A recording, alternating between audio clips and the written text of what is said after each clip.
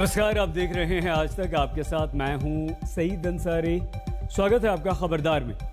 तो खबरदार में आज सबसे पहले हम बात करेंगे उत्तर प्रदेश की, जहां जिला पंचायत अध्यक्ष के चुनाव परिणामों पर बवाल है, सवाल है और विपक्ष जमकर इस पर सवाल उठा रहा है।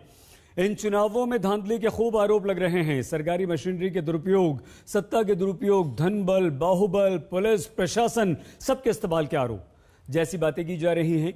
लेकिन इस राजनीतिक चीख और राजनीतिक चीखों में असली बात को सुनना भी होगा और उसे समझना भी होगा। जो बात चुनावी मैनेजमेंट में छिप गई है और जिसमें अक्सर ऐसा होता है कि विपक्ष पीछे रह जाता है।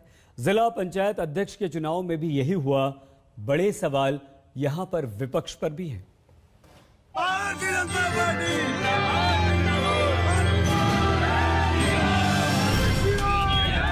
2022 में भारतीय जनता पार्टी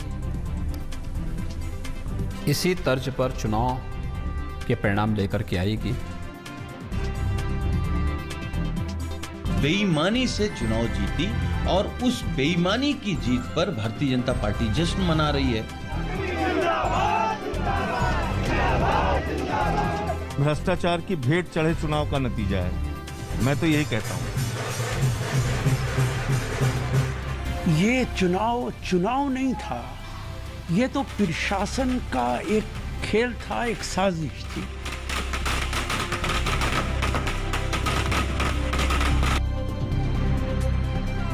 बीजेपी की जीत पर भले ही विपक्ष लाख सवाल उठाए, लेकिन सच तो यही है कि यूपी में विपक्ष चारों खाने चित है। सच यही है कि यूपी में विपक्ष की हर चुनावी रणनीति बीजेपी के सामने फेल है। क्योंकि अगर ये नहीं होता तो सबसे ज्यादा जिला पंचायत सदस्य जिताने के बाद भी जिला पंचायत अध्यक्ष के चुनाव में समाजवादी पार्टी की करारी हार न हुई होती। क्योंकि अगर ये नहीं होता तो 842 जिला पंचायत सदस्यों के समर्थन का दावा करने वाली समाजवादी पार्टी को जिला पंचायत अध्यक्ष की सिर्फ 5 सीटें न मिलती। क्योंकि अगर ये नहीं होता तो समाजवादी पार्टी से कम और 603 जिला पंचायत सदस्यों के जीतने के बावजूद बीजेपी के बम पर 67 जिला पंचायत अध्यक्ष न जीतते।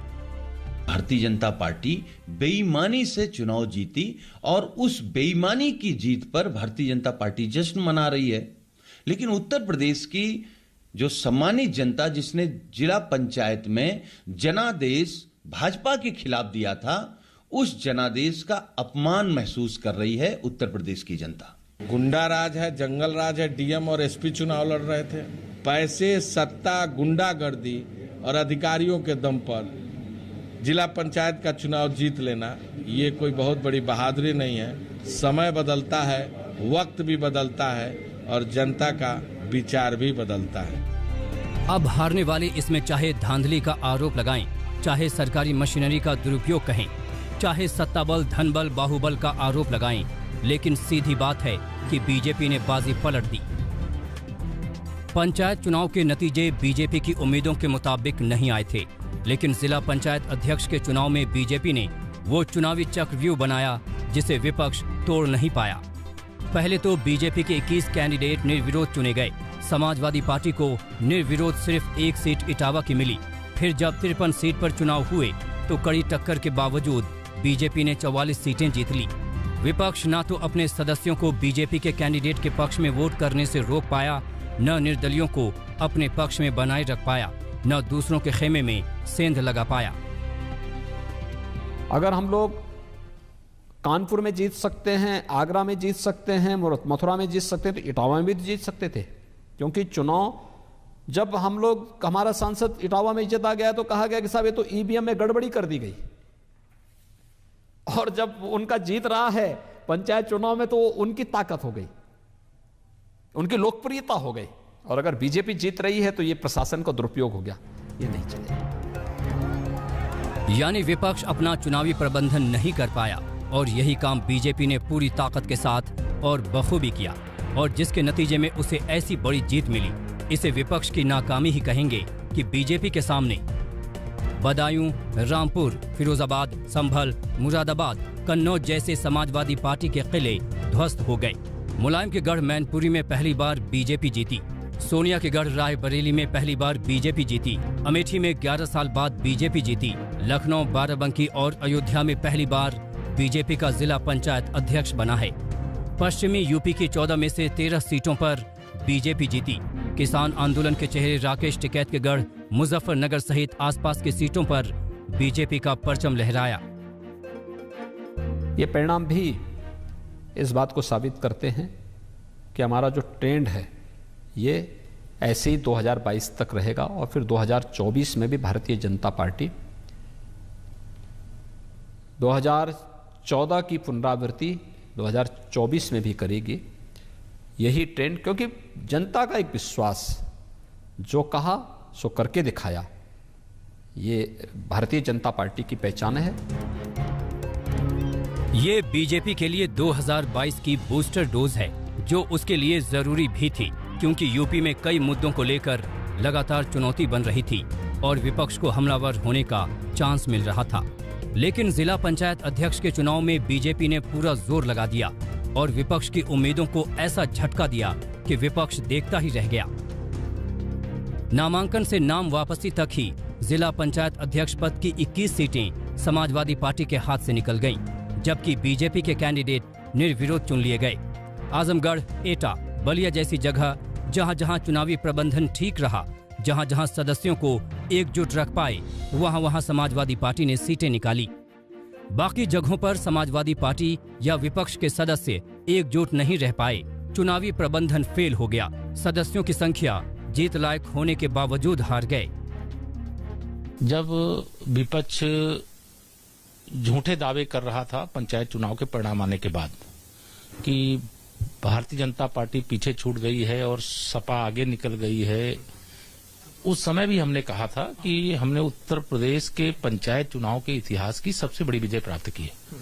सच्चाई से बहुत दूर रहते हैं, जमीन पर इनकी कोई पकड़ नहीं है।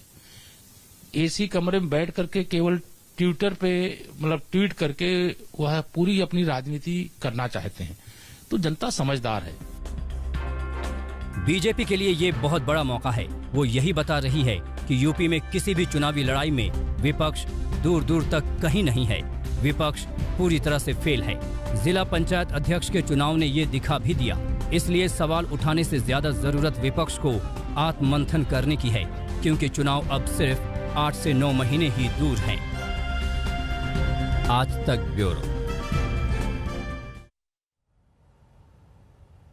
अक्सर यही होता है कि जो भी पार्टी हारती है वो इसी तरह के आरोप लगाती है कि धांधली हो गई, सत्ता का दुरुपयोग किया गया।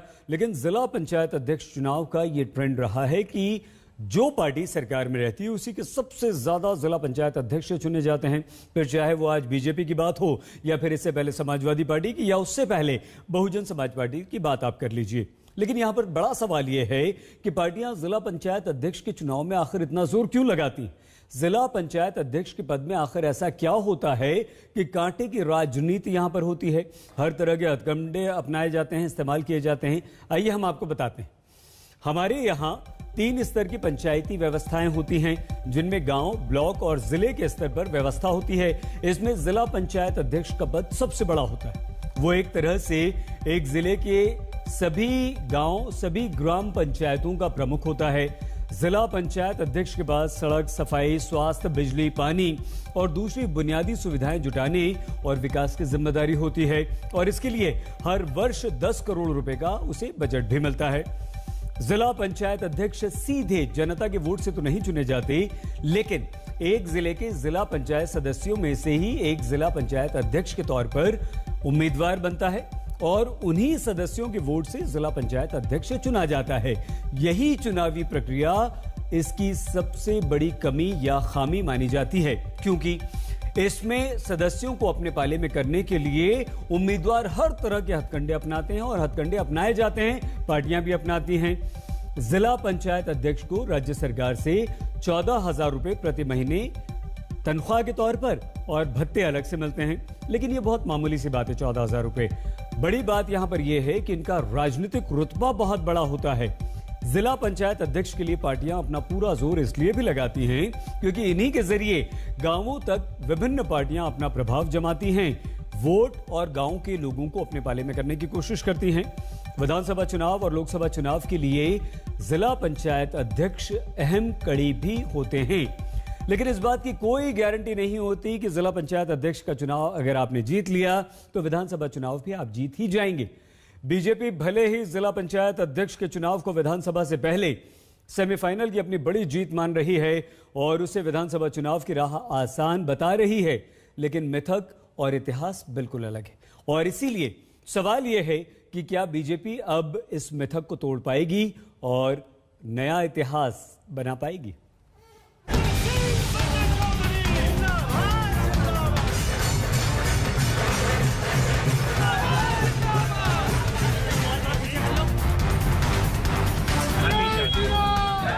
जिला पंचायत अध्यक्ष के चुनाव में बम्पर जीत से क्या बीजेपी के लिए 2022 के हर ब्रेकर हट गए हैं और क्या जीत का रास्ता साफ हो गया है? इस पर सवाल इसलिए है क्योंकि जिला पंचायत अध्यक्ष के चुनाव का ट्रैक रिकॉर्ड कुछ ऐसा है कि इस चुनाव को जीतने वालों के लिए विधानसभा चुनाव अच्छे साबित नहीं होते। कम से कम पिछले 2 उदाहरण ऐसे हैं। 2011 में मायावती की सरकार में बीएसपी के 60 से ज्यादा जिला पंचायत अध्यक्ष बने थे, लेकिन 2012 का चुनाव मायावती हार गईं और अखिलेश यादव सत्ता में आ गए थे। इसी तरह 2016 में जब अखिलेश यादव की सरकार थी तो समाजवादी पार्टी ने जिला पंचायत अध्यक्ष के चुनाव में करीब 64 सीटें जीती थीं, लेकिन 2017 के चुनाव में वो हार गए। अब बीजेपी ने इसी तरह से जिला पंचायत अध्यक्ष के चुनाव में 67 सीटें जीती, तो क्या वो इस पुराने मिथक को तोड़ पाएगी कि जिला पंचायत अध्यक्ष चुनाव जीतने वाले विधानसभा चुनाव में हार जाते हैं? हर एक दल को अपनी रणनीति बनाने का, अपने गठबंधन करने का पूरा अधिकार है। वे अपना गठबंधन करेंगे। भारतीय जनता पार्टी अपने सहयोगियों के बल के साथ मिलकर के अपने मूल्यों और अपने निश्चित जो हमारे संकल्प हैं उन संकल्पों के साथ आगे बढ़ेगी और 2022 में प्रचंड बहुमत के साथ फिर से सरकार उत्तर प्रदेश के अंदर बनाएगी। जिला पंचायत अध्यक्ष के चुनाव का कुछ भी इतिहास रहा हो, बीजेपी यही मानकर चल रही है कि इस चुनावी जीत से उसकी 2022 की राह आसान हो गई है। ऐसा इसलिए है क्योंकि अगर बीजेपी को ग्राम प्रधान के स्तर से लेकर जिला पंचायत सदस्य और जिला पंचायत अध्यक्ष तक का समर्थन रहेगा तो आने वाले चुनाव में इसका सियासी फायदा जरूर मिलेगा। जिस तरह से बीजेपी ने 67 जिलों में अध्यक्ष पद का चुनाव जीता है और बीजेपी के कैंडिडेट्स को कुर्सी मिली है, उसमें अब गांव स्तर से जिला स्तर तक बीजेपी का बोलबाला रहेगा। 100 में लड़े चाहे 403 में लड़े, मैंने कहा कि 100 में 60 हमारा, बाकी में बंटवारा। वो जो भी है वो 40% के अंदर है और 40% में भी बहुत जगह हमारा लगातार समर्थन बढ़ रहा है और उसमें से भी बहुत बड़ी संख्या में वोट भाजपा को 2022 के विधानसभा चुनाव में मिलेंगे, 24 में मिलेंगे और सारे विरोधी एक साथ मिल जाएं तो भी भाजपा ही 300 से ज्यादा सीट जीत करके सरकार बनेगी। बीजेपी के लिए यूपी की इस जीत के बड़े मायने इसी से समझे जा सकते हैं कि छोटे बड़े नेता से लेकर गृह मंत्री और प्रधानमंत्री तक ने इस जीत की बधाई दी है, क्योंकि ये सिर्फ पंचायती अध्यक्ष की जीत नहीं है बल्कि बीजेपी इसे पूरी पार्टी सरकार की जीत के तौर पर पेश कर रही है और इसी में 2022 के लिए पावर डोज देख रही है। बीजेपी ने इसीलिए जिला पंचायत अध्यक्ष के चुनाव को विधानसभा चुनाव के सेमीफाइनल के तौर पर लिया था और इसके लिए पक्की तैयारी की थी। खुद बीजेपी के संगठन महासचिव बीएल संतोष, सूबे के प्रभारी राधा मोहन सिंह इस चुनाव से ठीक पहले यूपी के दौरे पर गए थे। बीजेपी ने संगठन और सरकार के स्तर पर बड़ा मंथन किया, संघ के नेताओं से बात की थी, फीडबैक लिया था, सरकार और संगठन को टास्क दिया था। कैंडिडेट के सिलेक्शन के लिए जिला कमेटियों को बड़ी जिम्मेदारी दी गई थी। वहां से फीडबैक लिया गया और रिपोर्ट स्टेटस हेडक्वार्टर भेजी गई। इस जमीनी संगठन ठोस प्रबंधन के साथ ठोस तैयारी करके बीजेपी मैदान में उतरी और इसी की वजह से विधानसभा चुनाव का ये सेमीफाइनल बीजेपी ने बड़े अंतर से जीत लिया। कुमार अभिषेक के साथ आज तक ब्यूरो।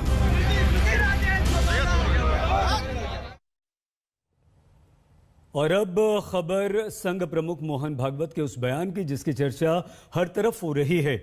मोहन भागवत ने मुस्लिम समुदाय को बड़ा संदेश दिया है और ये कहा कि उन्हें इस डर में बिल्कुल नहीं फंसना चाहिए कि इस्लाम खतरे में है। मोहन भागवत ने बड़ी बात यह कही कि लोगों में इस आधार पर अंतर नहीं किया जा सकता कि उनकी पूजा पद्धति क्या है। हिंदू मुस्लिम अलग अलग बिल्कुल नहीं हैं, एक हैं। 40,000 साल से सभी भारतीयों का डीएनए एक है, चाहे वो किसी भी धर्म के हों, हिंदू हों या मुसलमान। ये हमारा देश है, ये हमारी परंपरा है, ये हमारी तहजीब है और ये हमारे मातृभूमि के कारण मिली है, वो पहला आधार है। और ये परंपरा दूसरा आधार है और तीसरा आधार है ही हम समान पूर्वजों के वंशज हैं।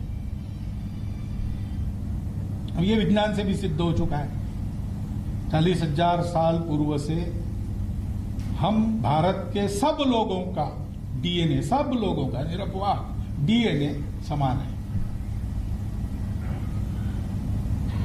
इस आधार पर आरूढ़ होकर हम जब विचार करते हैं तो मन में अपनापन आता ही है।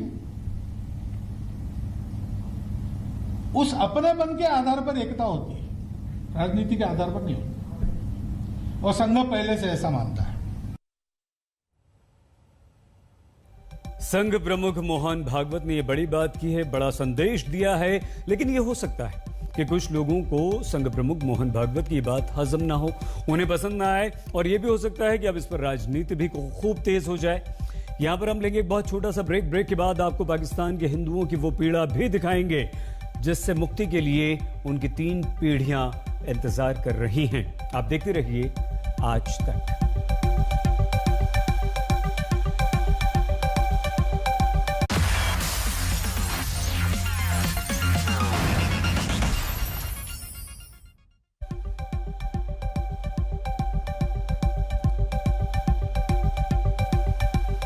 स्वागत एक बार फिर से आपका खबरदार में। और अब खबर पाकिस्तान में रहने वाले हिंदुओं की। पाकिस्तानी हिंदुओं की अस्थियों को गंगा में प्रवाहित होने का इंतजार है। हिंदुओं के लिए अगर सबसे पवित्र गंगा नदी है और लगभग सभी की ये अंतिम इच्छा होती है कि उनकी अस्थियों का विसर्जन मां गंगा में ही किया जाए, लेकिन ऐसे लोग भी हैं जिनकी अस्थियां गंगा में प्रभावित नहीं हो पाई हैं। पाकिस्तान के शहर कराची में हिंदू परिवारों की 3 पीढ़ियों की अस्थियां रखी हुई हैं। भारत का वीजा न मिलने के कारण से इन्हें गंगा नदी में विसर्जित या प्रवाहित नहीं किया जा सका है। पाकिस्तान में रहने वाले हिंदू भारत और पाकिस्तान की सरकारों से मदद की गुहार लगा रहे हैं। देखिए हमारे संवाददाता अनिल कुमार की ये एक्सक्लूसिव रिपोर्ट।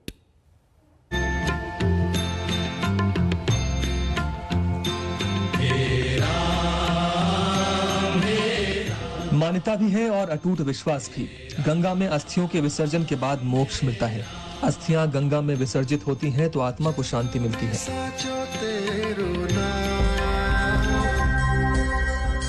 लेकिन सरहद पर खींची गई लकीरें मृत्यु के बाद भी इंसानों को बांटती हैं। पाकिस्तान में रहने वाले हिंदुओं की बदनसीबी देखिए कि मरने के बाद भी हिंदू धर्म के कर्मकांड ठीक से नसीब नहीं हो रहे हैं। और ये जो अस्थियां हैं मजबूरन कराची के अंदर और कोटड़ी के अंदर और सखर में सात बेले के अंदर वहाँ परवान कर रहे हैं, क्योंकि मजबूरी में।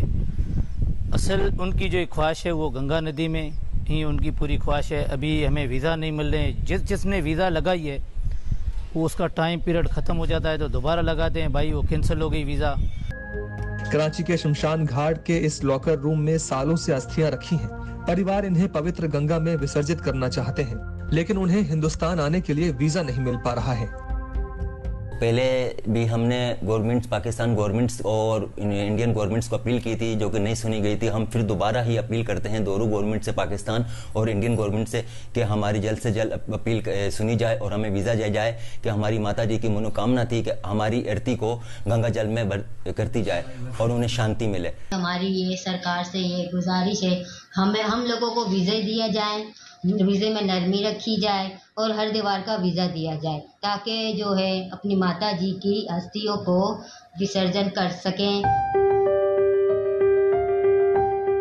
200 से 250 मृत शरीरों की अस्थियां बंद कोठरी में गंगा में प्रवाहित होकर मोक्ष का इंतजार कर रही हैं। इनमें से कुछ अस्थि कलश 2010, 2011 और कुछ 2012 के हैं। यानी आज 10 साल बाद भी कराची के शमशान घाट के लॉकर रूम में अस्थियां जस की तस पड़ी हैं। कई हिंदू परिवारों की तो 3 पीढ़ियों की अस्थियां रखी हैं। सब ने मृत्यु से पहले अस्थियों को गंगा में विसर्जित करने का परिवार वालों से वादा लिया था। परिवार अब बेचैन है, किसी भी तरह अपनों की अंतिम इच्छा पूरी हो जाए और आत्मा को शांति मिल सके। अब हमारे माताजी की जो आखिरी इच्छा थी वो ये थी कि मेरी अस्थियों को हरिद्वार ले जाकर विसर्जन कीजिएगा, और एक तरीके से उनका ये आदेश भी था हमें बच्चों को कि बेटा ये आप लोगों ने मेरी अस्थियां जो करनी है वो हरिद्वार करनी है ले जाके। अब वीजा फॉर्म में जो ऑप्शन है रिस्पॉन्सर का, अब वो हम हरिद्वार में कहाँ से लेकर आए? महाराज साहब के साथ मिलके ये सारी अस्थियां जो रखी हुई हैं 2010 की है, 11 की है, 12 की है, 15 की है, 16 की है, 19 की, 18 की। लिहाजा हिंदू गवर्नमेंट से और पाकिस्तान गवर्नमेंट से अपील की जाती है कि इनकी अस्थियों के लिए वीज़ा अप्लाई करें, इनकी आत्मा को शांति मिले। दो तरफा तनाव पाकिस्तान में रहने वाले हिंदुओं की बेचैनी बढ़ाने वाला है, और इन मुश्किलों का शिकार वो भी हैं जो अब इस दुनिया में नहीं रहे। कराची में लाखों हिंदू परिवार रहते हैं, इनकी नुमाइंदगी करते हैं। रमेश वंकवानी जो इमरान खान की पार्टी से सांसद हैं और पाकिस्तान हिंदू काउंसिल के मुखिया भी, लेकिन रुतबा और सियासी ताकत भी वीजा नहीं दिला सकी। भाई की अस्थि अब भी गंगा में विसर्जित होने का इंतजार कर रही है। ब्रदर का जो है वो डेथ हो चुका है और उसकी एशेस मेरे पास हैं जो मुझे खुद लेके आनी है। मैं चाह रहा हूँ कि वो भी लेके जाऊँ और कराची के क्रिमेशन ग्राउंड की भी लेके जाऊँ। एक तो उस हवाले से फैसिलिटी भी होनी चाहिए और कि हरिद्वार आदमी जाए, लोगों को वीज़ा की भी फैसिलिटी होनी चाहिए जो इस वक्त बहुत कम है। जो मैं हमेशा ये चाहता हूँ कि रास्ते खुले होने चाहिए। मेरी साल में 2 मरतबा मैं हरिद्वार जाता हूँ, मेरी ये पूरी फैमिली के साथ नेम है, मगर अभी 2 साल हुए मैं खुद वहाँ पे हरिद्वार में नहीं गया हूँ। भारत और पाकिस्तान के बीच हाल के तनाव के कारण भारत ने अपनी वीजा नीति सख्त की है। भारतीय उच्चायोग अर्जी को 1 से अधिक बार खारिज या कई आपत्तियों के साथ लौटा देता है। कराची के प्रसिद्ध पंचमुखी हनुमान मंदिर के मुख्य पुजारी रामनाथ मिश्र महाराज ने आज तक से एक्सक्लूसिव बातचीत में सरकार से अपील की है कि उनकी मांग को सहानुभूति पूर्वक विचार करें ताकि 200 से ज्यादा अस्थियों का विधि विधान से गंगा में विसर्जन किया जा सके।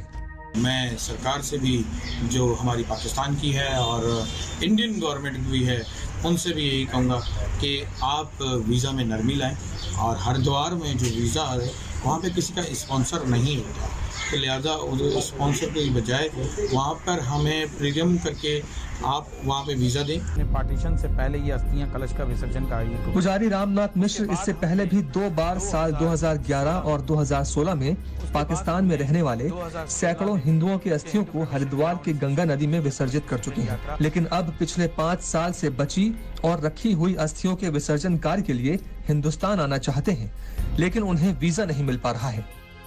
इन 200 अस्थियों को कि जो कि 2016 से जो हम शुरुआत की हुई है कि हम वीज़ा पे वीज़ा लगा रहे हैं, अप्रूवल करने के लिए देते हैं और आप सिक्योरिटी पॉइंट से कह देते हैं कि सिक्योरिटी पॉइंट ऑफ व्यू से हम आपको वीज़ा नहीं दे सकते। सनातन धर्म की मान्यता के अनुसार मृत्यु के बाद आत्मा की शांति के लिए मृत व्यक्ति की अस्थि को गंगा में विसर्जित करना चाहिए, लेकिन कराची के इकलौते शमशान घाट में सालों से रखी हुई इन अस्थियों को दुश्मनी की दीवार गंगा में प्रवाहित होने से रोके हुए हैं। हिंदू परिवार असहाय हैं। पूर्वजों की अंतिम इच्छा न पूरी करने का दर्द अलग है। कभी कभी इन्हें प्रियजनों की अंतिम इच्छा पूरी करना असंभव सा लगता है। दिल्ली से अनिल कुमार के साथ आज तक ब्यूरो।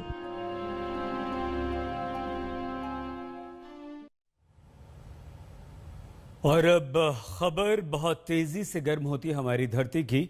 ग्लोबल वार्मिंग को आसान शब्दों में समझें तो ये पृथ्वी के तापमान में वृद्धि और इसके कारण मौसम में होने वाले परिवर्तन का नाम है। इसका असर बहुत तेज होता दिख रहा है। इसका सबसे ताजा उदाहरण कनाडा और अमेरिका के कुछ इलाके हैं जहां तापमान में बेतहाशा उछाल दर्ज किया गया। स्थिति ये हो गई कि ये पिछले तमाम रिकॉर्ड्स तोड़ रहा है और इस गर्मी के कारण मौसम में भयानक बदलाव को माना गया। दुनिया के अलग अलग हिस्सों में जून के अंत में हुए मौसम के बदलाव पर वैज्ञानिक बेहद चिंतित हैं।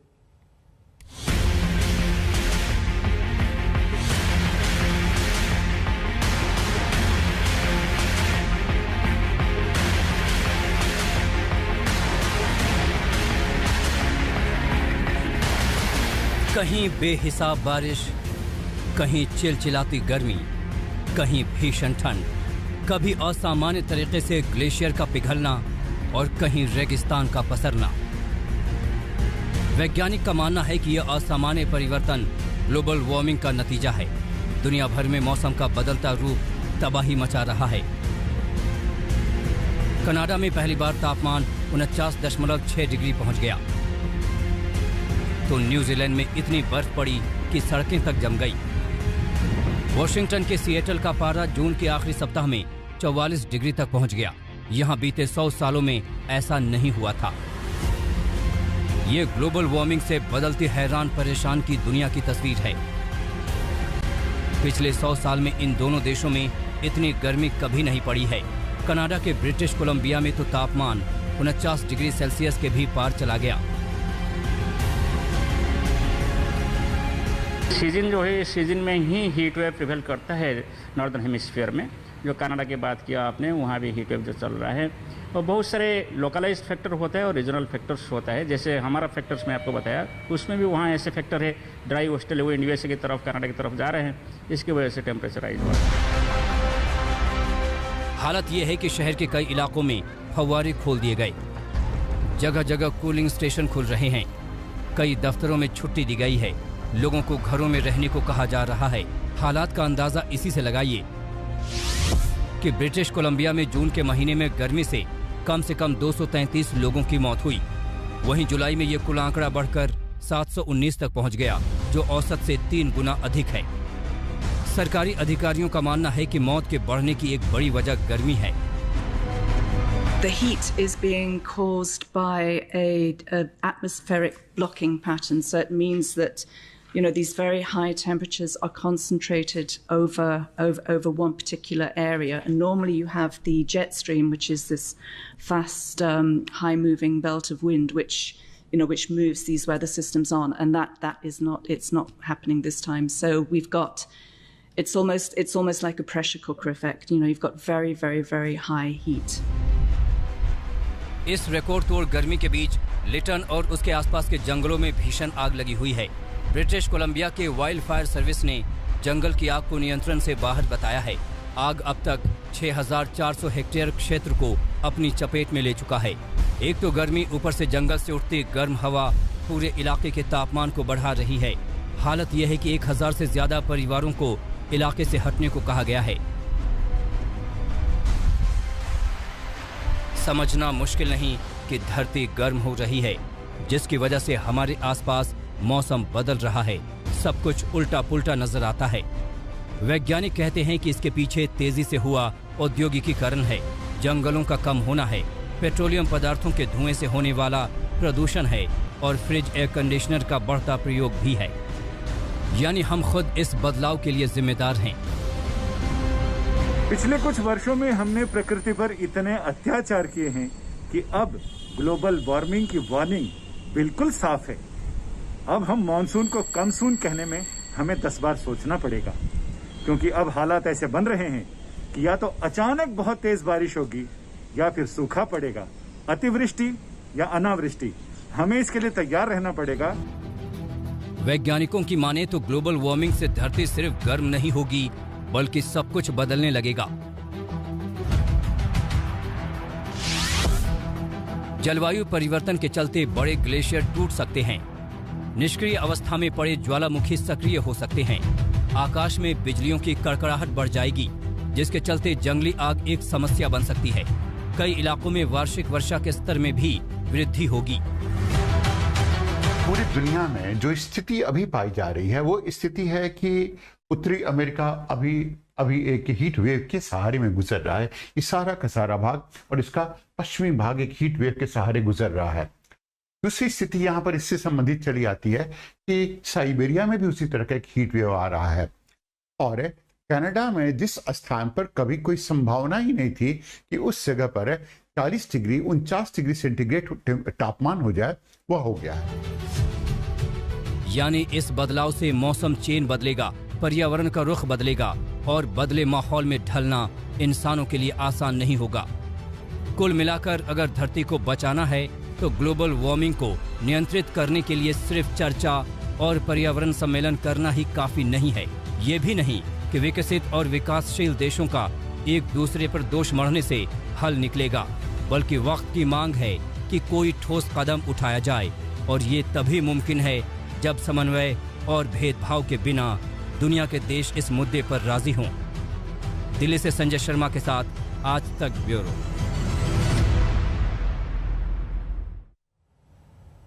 कनाडा में गर्मी जरूरत से ज्यादा पड़ रही है, लोगों को झुलसा रही है, तो जापान से भी भूस्खलन की खौफनाक तस्वीरें सामने आई। जापान के एक प्रांत में जबरदस्त भूस्खलन हुआ। खबरों के अनुसार भूस्खलन इतना खतरनाक था कि 24 घंटे बाद भी 20 लोग से ज्यादा लापता हैं। भूस्खलन होने से पूरा इलाका कीचड़ के मलबे के ढेर से भर गया।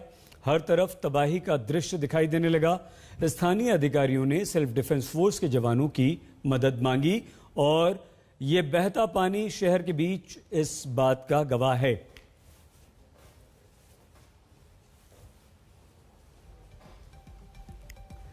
तो ये वो तस्वीरें जबरदस्त भूस्खलन की, लैंडस्लाइड की हैं और ये सब कुछ भारी बारिश और बाढ़ की वजह से हुआ।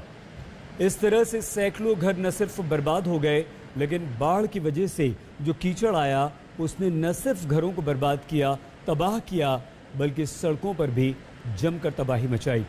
इस बाढ़ के पानी और भूस्खलन के बाद जो मलबा आया, वो मलबा सड़कों पर जमा हो गया, वो मलबा लोगों के घरों में चला गया और वो मलबा कई फीट तक का था। तो जापान में लैंडस्लाइड के बाद जो तस्वीर सामने आई वो बेहद ख़तरनाक है। कई लोग अपने घरों में कैद होने को मजबूर हो गए क्योंकि वो घर से बाहर नहीं निकल पा रहे थे। वो मदद घर के अंदर से मांगते रहे। आपात और राहत का काम जो है वो शुरू किया गया। सबसे बड़ा जो काम था वो मलबा हटाने का था और इस मलबा हटाने के काम में काफ़ी मेहनत करनी पड़ी। प्रशासन के हाथ पांव फूल गए क्योंकि मलबा पूरे प्रांत में हर गली में इसी तरह का मलबा था। कई फीट मलबा अगर गलियों में हो गया तो उस मलबे को हटाना अपने आप में एक बहुत बड़ा काम था। ये काम कई दिनों तक चलेगा क्योंकि बाढ़ काफ़ी ख़तरनाक थी और बाढ़ के साथ साथ भूस्खलन जो हुआ उसकी वजह से मलबे ने लोगों को परेशान करके रख दिया।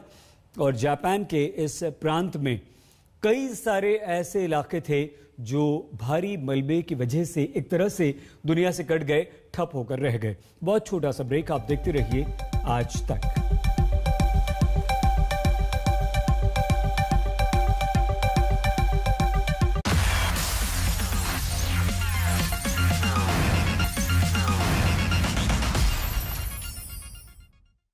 और आइए अब एक ऐसी तस्वीर हम आपको दिखाते हैं जिसे देखकर आपके रोंगटे खड़े हो जाएंगे। पुणे मुंबई एक्सप्रेसवे पर एक सड़क हादसा हुआ जिसकी भयावह तस्वीरें सीसीटीवी में कैद हुई। इस वीडियो में दिखाई दे रहा है कि कैसे एक कार लेन तोड़कर सेकंड में अपना नियंत्रण खो देती है जिससे दुर्घटना होती है। कार को पीछे से आ रहे ट्रक ने भीषण टक्कर मारी, कार के परखच्चे उड़ गए। दर्दनाक हादसे में एक ही परिवार के मां, पिता और बेटे की मौत हो गई। हादसे में कंटेनर के पलटने से ड्राइवर भी गंभीर रूप से घायल हो गया।